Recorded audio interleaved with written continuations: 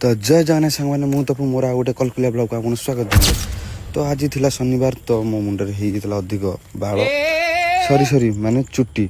तो मु बाहरी जाइए आमर लिटू भाई को तो चुट्टी काटापी। तापर मु बाटर गला महाबाबूर मंदिर बाहर दर्शन करनी तापर मु सीधा सड़क जा पहुंची लिटू भाई दुकान पाखे जोटा था इंद्रजमनी पुष्करणी की गला बेलू ता सैड्रे हाराहारी अध घंटा अपेक्षा कलापर भाई आसी दुकान खोली नहीं।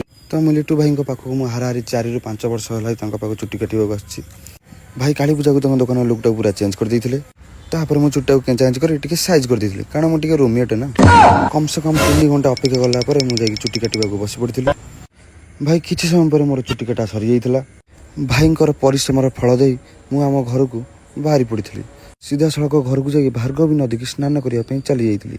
एटा देखो आम भार्गवी नदी आपन तो केबे देखि न मालिक भार्गवी नदी गोटे नंगा मार्का गाधुआ कर सीधा आम घर को गमन करी। घरे पहुंची सीधा पूरा रेडी होती। तो मत बहुत जोर भोक लगी तो बो को जाई मागी खाइबा को दे। घरे आज आम खाइबा को होता भात को कोलथ डाली आ पोई खाड़ी तकारी आ कलरा टिके मसला दे बहुत को भाजी देता।